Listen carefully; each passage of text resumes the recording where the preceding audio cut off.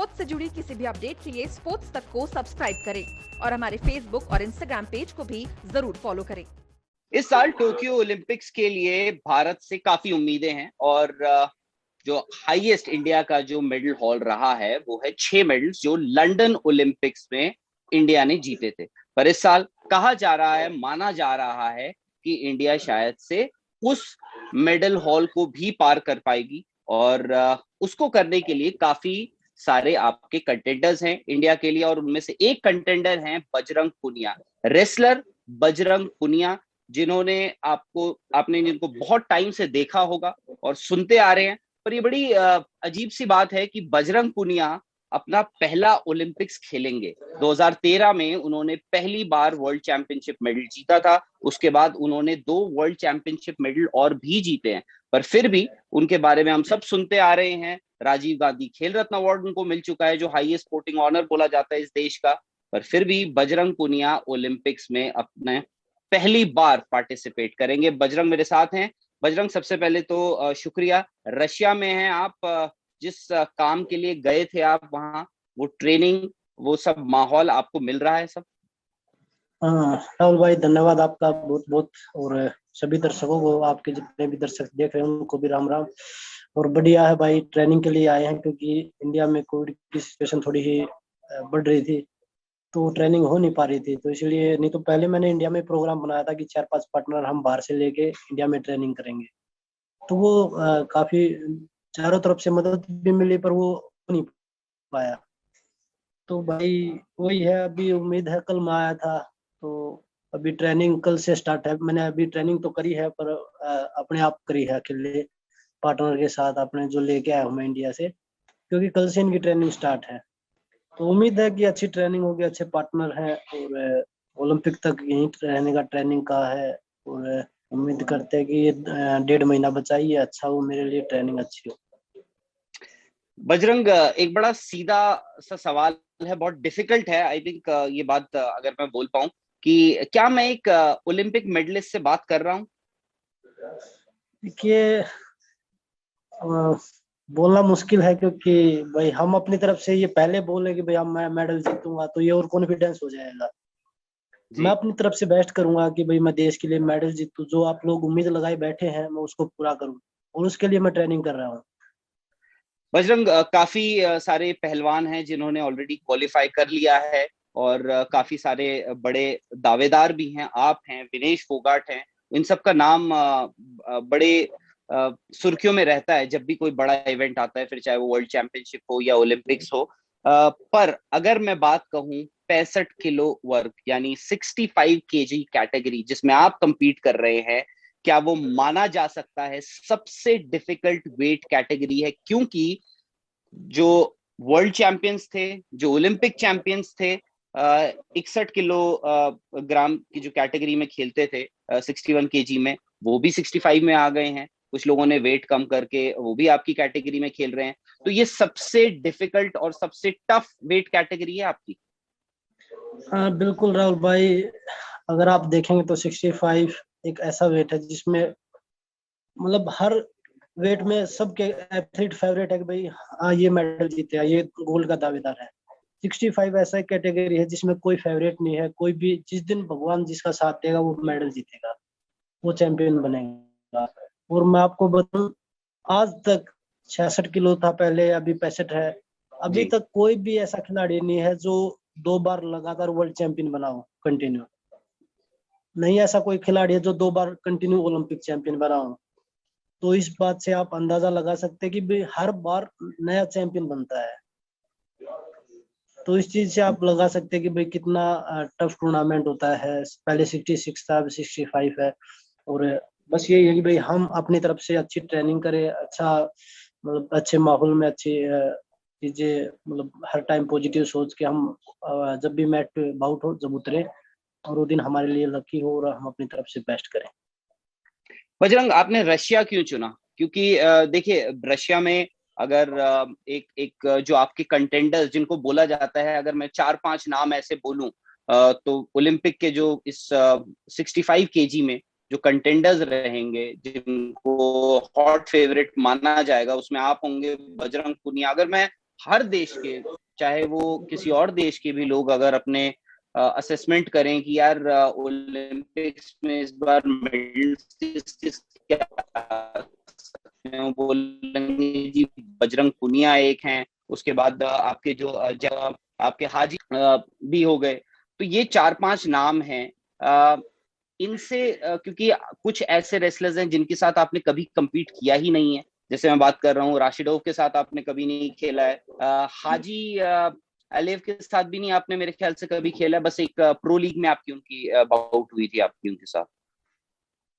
देखिए राहुल भाई, रशिया इसलिए चुना क्योंकि रशिया में पार्टनर अच्छे मिलते हैं, स्पारिंग पार्टनर। मैं वर्ल्ड चैंपियनशिप से पहले भी रशिया में ट्रेनिंग करने के लिए आया था, और अभी भी मैंने इसलिए क्योंकि यहाँ पे जिस एकेडमी में मैं ट्रेनिंग करने के लिए आया हूँ, सोसलान रमानो है, जो डेविड लड़का है जो नूर सुल्तान में 70 में वर्ल्ड चैंपियन बना था 70 किलो में, सदीको है जो 74 में है, जो 2 बार वर्ल्ड चैंपियन बना, वो इसी एकेडमी से, 86 केजी का रेसलर है, वो भी इसी एकेडमी से है।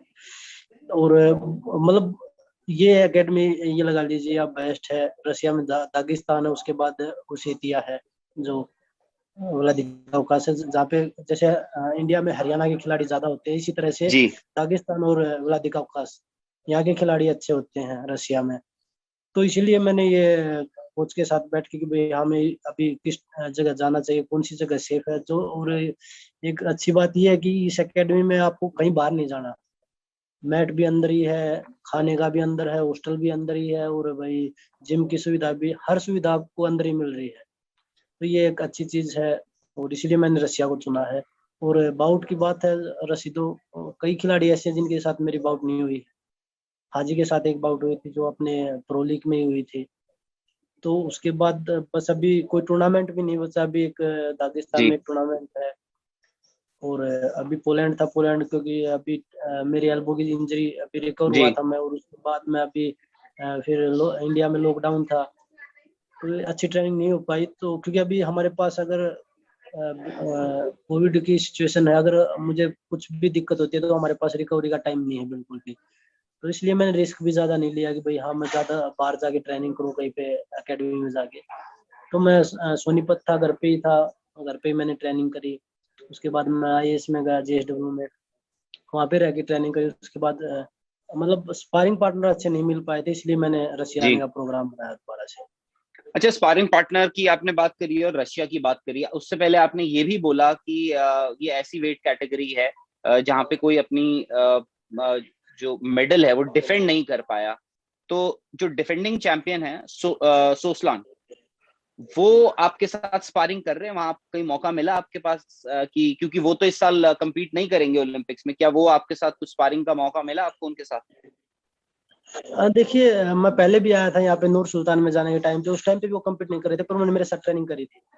तो ट्रेनिंग में कोई दिक्कत नहीं है यहाँ पे। कल भी मेरी बात हुई थी कोच से जो यहाँ पे ट्रेनिंग करवा रहे हैं, तो उन्होंने बोला कि भाई कल, मैंने उनसे पूछा कि भाई क्योंकि अभी मेरे कोच आए नहीं है, वो कोच अभी वीजा के लिए अप्लाई कर रहे हैं, ग्रीस में जा रहे हैं वो, तो वो आए नहीं है। तो मैंने कोच से पूछा कि कल ट्रेनिंग का क्या शेड्यूल है, तो उन्होंने बोला कि भाई 11 बजे ट्रेनिंग है, और पार्टनर तेरे लिए, उन्होंने बोला कि नाम मेरे को याद नहीं, क्या लिया, बोला वर्ल्ड चैंपियन है उसके साथ तेरी ट्रेनिंग है। तो देखिए एक अच्छे खिलाड़ी के साथ ट्रेनिंग करने में हमें भी मतलब एक जो हमारी कमियां हैं, जो एक इम्प्रूवमेंट होता है एक अच्छे खिलाड़ी के साथ करने में, तो वो चीजें हमें यहाँ पे मिलेंगी। तो आते ही आप वर्ल्ड चैंपियनशिप के साथ ट्रेनिंग कर रहे हैं तो कुछ ना कुछ तो फायदा होगा उस चीज का। बिल्कुल बिल्कुल। और रशिया और कजाकिस्तान ये तो ऐसी जगह है जहाँ पे आपको हर नुक्कड़ पे, हर एकेडमी में कोई ना कोई वर्ल्ड चैंपियन या कोई मेडलिस्ट तो आपको मिल ही जाएगा। आपको पर्सनली कितना नुकसान हुआ कोविड के दौरान, क्योंकि हमें पता है आपके पास जो वेट कैटेगरी है उसमें एक स्पारिंग पार्टनर आपके पास थे, जितेंद्र, जिनके साथ आप सोनीपत में भी जहां पे भी होते थे उन्हीं के साथ स्पारिंग करते थे, फिर आपको जहां भी जाना था होता था आप उन्हीं के साथ आपको उनके साथ ही स्पारिंग करनी पड़ती थी, लेके भी जाना पड़ता था। वो कितनी दिक्कत थी कि आपको एक अच्छा स्पारिंग पार्टनर ना मिल पाए या ज्यादा स्पारिंग पार्टनर ना मिल पाए? बिल्कुल राहुल भाई, देखिए मैं और जितेंद्र पूरे लॉकडाउन में 1.5 साल हो गया, पूरे लॉकडाउन में हमने ट्रेनिंग करी आपस में। और जितेंद्र 74 में खेलता है, एक ये भी है कि भाई मैं उसका वेट भी, मैं 65 में खेलता हूँ तो वेट भी 10-12 किलो ज्यादा है मेरे से। तो हर टाइम हम बाहरी के साथ भी ट्रेनिंग नहीं कर सकते कि भाई हाँ रोज की रोज एक बारीक, क्योंकि अगर मैं उसके कोई भी टेक्निक लगाऊंगा, कोई भी अटैक मारूंगा, तो ये भी भाई वेट था वो दबा भी लेगा। तो उसमें हमें हम्म पता नहीं लगता हमारे में कितनी पावर है या कितना स्टेमिना है। तो हम्म। जितेंद्र की अभी सर्जरी हुई है नी की, तो अभी मैं उनको साथ जी। में नहीं लेके आया। और बस यही है कि भाई नुकसान तो काफी हुआ है, पर फिजिकल की ट्रेनिंग, क्योंकि कोई टूर्नामेंट तो था नहीं, सभी टूर्नामेंट कैंसिल हो रहे थे, तो मैंने फिजिकल की ट्रेनिंग ज्यादा करी इस टाइम पे कि भाई जब तक हम पावर की और स्टेमिना की ये ट्रेनिंग तो हम कर सकते हैं। तो अभी हमारे पास जो 1-1.5 महीना बचा है, इसमें हम पूरा मैट पे, प्रॉपर मैट पे ट्रेनिंग करें। अच्छा, और बजरंग, क्या ये पिछले 2-3 साल जो गए हैं आपके करियर के लिहाज से, देखिए आपने मेडल्स पहले भी जीते हैं, अगर मैं आपको बोलूं आप कौन सा मेडल कहाँ रखेंगे, आप बोलेंगे यार 2013 का जो आपने वर्ल्ड चैंपियनशिप में ब्रॉन्ज मेडल लिया था, आप उसको बहुत ऊपर रखेंगे, आपके करियर का वो बहुत इम्पोर्टेंट एक पल होगा। टर्निंग, बट बिल्कुल भाई, टर्निंग पिछले पॉइंट था वो मेरा। बट पिछले 2-3 साल में क्या हम बजरंग पुनिया को उनके पीक पे देख रहे हैं, बेस्ट देख रहे हैं? क्योंकि आपने जहां भी, अब मैं वही देख रहा था, बात कर रहा था लोगों से भी, तो वो मुझे बताते हैं कि यार बजरंग ने करीब करीब 65-70, 65-70 जो हैं अभी तक बाउट्स लड़ी हैं 2018 से, जिसमें से करीब करीब 60 वो जीते हैं, अराउंड 60। तो क्या हम बजरंग पुनिया को उनके पीक पे देख रहे हैं आज की डेट में? देखिए राहुल भाई, मैं 2017, जब मैं 2015 के बाद इंजरी से वापस आया था, तो मैं 16 में मैं वर्ल्ड चैंपियनशिप खेलने के लिए गया था, तो मेरे को दोबारा इंजरी हो गई थी नी में। तो जी। उसके बाद मतलब एक, जब इंजरी होती है खिलाड़ी को, तो वो बहुत पीछे चला जाता है। तो वो चीजें भाई हमने फिजियो, क्योंकि मेरे पास 2013 के बाद हमेशा फिजियो रहा है, तो मैंने फिजियो की मदद से ट्रेनिंग करी, उसमें पूरा मतलब रिहैब किया। उसके बाद मैं लीग में भी एक बाउट हार गया था, तो उसके बाद मैं लीग छोड़ के भी चला गया, क्योंकि मैं उस टाइम पे फिट नहीं था। तो मैंने जी। सोचा यार, क्यों मैं जब फिट ही नहीं हूँ तो मैं क्यों लड़ूं, क्या फायदा मुझे, जब मैं ट्रेनिंग हम्म। कर ही नहीं रहा, 2 महीने से मेरा रेस्ट था और मैं प्रो लीग लड़ने के लिए आया हूँ। तो मैंने वो भी अपना निर्णय वापस लिया। उसके बाद मैं ट्रेनिंग के लिए गया, ट्रेनिंग फिट हो गया, मैं ट्रेनिंग के लिए गया। तो 2017 में मैंने शुरुआत की, एशियन चैंपियनशिप थी दिल्ली में ही, और मेरी लास्ट दिन बाउट थी, जब तक हम कोई भी गोल्ड नहीं जीत पाए थे। जी। तो मैंने वहां से शुरुआत करी थी कि भाई हाँ, और ग्रुप भी काफी टाइट था मेरा, तो मैंने वहां पे गोल्ड जीता। तो उसके बाद आप लोगों के आशीर्वाद से और सभी की दुआएं थी, तो मैंने उसके बाद कंटिन्यू जितने भी टूर्नामेंट खेले, तकरीबन मैंने सभी में मेडल जीते। और मैंने बाउट तो नहीं देखी कितनी मैंने जीती है कितनी हारी है, पर हाँ, हर बाउट से कुछ ना कुछ सीखने को मिलता है। और मैंने ज्यादा सारी ट्रेनिंग करी, और क्योंकि स्पारिंग पार्टनर आपको अच्छे मिलते रहेंगे, तो आपके गेम में इम्प्रूवमेंट होता रहेगा। तो वो पर चीजें अभी मैं हाँ, अपनी तरफ पर से ट्रेनिंग कर रहा हूँ कि भाई मैं अपनी तो 2018 में जो मेरी परफॉर्मेंस थी, 19 में जो परफॉर्मेंस थी, उसको मैं बरकरार रखूँ। फिजिकली और अपना, अगर आप स्किल वाइज बोलें, क्या आप जो मेरा सवाल है, क्या आप सबसे अपने बेहतरीन फेज में हैं? अभी तक जो टूर्नामेंट खेलने में तो लग रहा है कि भाई हाँ, अभी तक जो जिस चीज पे हम काम कर रहे हैं उस चीज में सफल भी हो रहे हैं, और उन चीजों पे ही काम कर रहे हैं जो लोग बोलते थे कि बजरंग की ये कमियां हैं, उन कमियों पे ही काम कर रहे हैं। और जो हम पिछली जो बाउट है, ओपोनेंट की भी बाउट देखते हैं और अपनी खुद की भी बाउट देखते हैं कि भाई क्या कमी थी पहले, और अब जिसमें हम अब की बाउट हुए भी देखते हैं कि भाई हमें और किस चीज में ज्यादा सुधार करना है।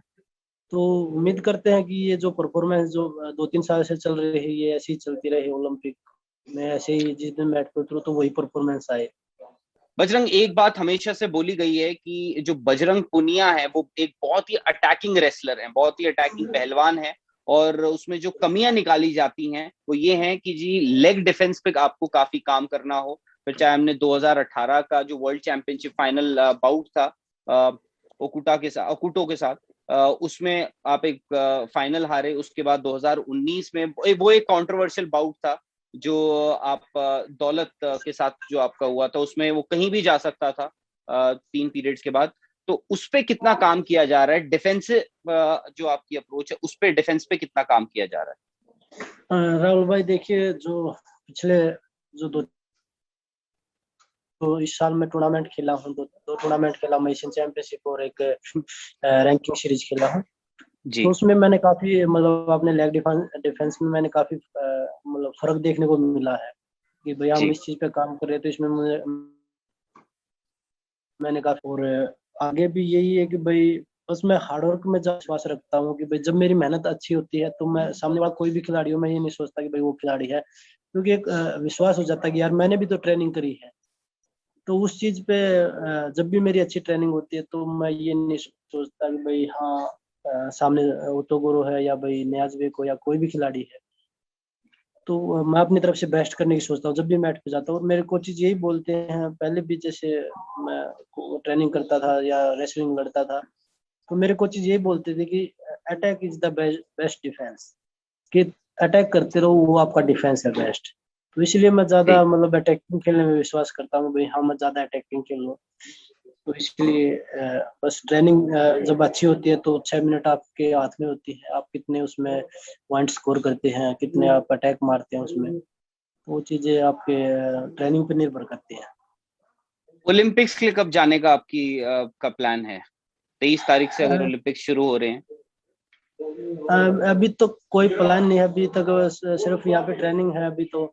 और ट्रेनिंग के बाद अभी देखते हैं, मेरा यहाँ से टोक्यो जाने का प्लान है। अगर हो जाता है तो मैंने फेडरेशन में बात करी है, तो फेडरेशन ने यही बोला कि अगर हो सकता है तो हम आपका यहीं से जाने का करेंगे कि भाई डायरेक्ट इधर से टोक्यो आप चले। तो अभी तक डेट डेट कोई डिसाइड नहीं है कि भाई इस डेट को मैंने जाना है। बजरंग, घर में तो स्पारिंग नहीं होती है ना? क्योंकि आप नहीं नहीं। बता दें, क्योंकि बजरंग ने जहाँ शादी करी है वो भी एक पहलवान परिवार है, आप लोगों को पता होगा, सब लोगों को पता होगा। फोगाट परिवार में बजरंग ने शादी करी है, तो घर में स्पारिंग होती है तो कौन स्पारिंग होती है या पूरा बाउट ही होता है? नहीं राहुल भाई, ये तो आप ज्यादा बता सकते हो मेरे से ज्यादा। आपको आपको ज्यादा एक्सपीरियंस है शादी का, तो घर पे तो नहीं होती, पर हाँ नहीं। एक दूसरे की कमियां जो होती है बैठ के डिस्कस जरूर कर लेते हैं। मैट पे अच्छा, तो स्पारिंग हो जाती है पर घर पे नहीं होती। घर पे क्योंकि आप एक रेसलिंग परिवार में शादी आपने करी है, तो वहां पे कुछ आपको इनपुट्स मिलते हैं कि वाइफ जो है वो बोलती होंगी कि भाई ये ऐसे कर सकते हैं, वैसे कर सकते हैं, पापा ने ये बोला था, पाप दीदी ये बोल रही है। राहुल भाई बिल्कुल, एक दो गलतियां आपस में जो डिस्कस कर लेते हैं तो अ, आपस में डिस्कस करके वो टेक्निक लगा के भी देख लेते हैं कि भाई हाँ ये टेक्निक ऐसे लग सकती है, तो वो चीजें। अब भाई रेसलर के साथ शादी करिए तो कुछ तो फायदा होना चाहिए ना, कि भाई हाँ एक दूसरे की गलतियां जो कमियां वो एक दूसरे को बता सके। बिल्कुल बिल्कुल। अच्छा, बजरंग, मैं आपको काफी बार सोनीपत में भी आके मिलता था, हमेशा से देखता था। आप योगेश्वर दत्त, जिनको आप बहुत मानते हैं, जिनका आप बहुत मान करते हैं, वो आपके गुरु भी रहे हैं, आपके बड़े भाई भी रहे हैं, आज भी हैं।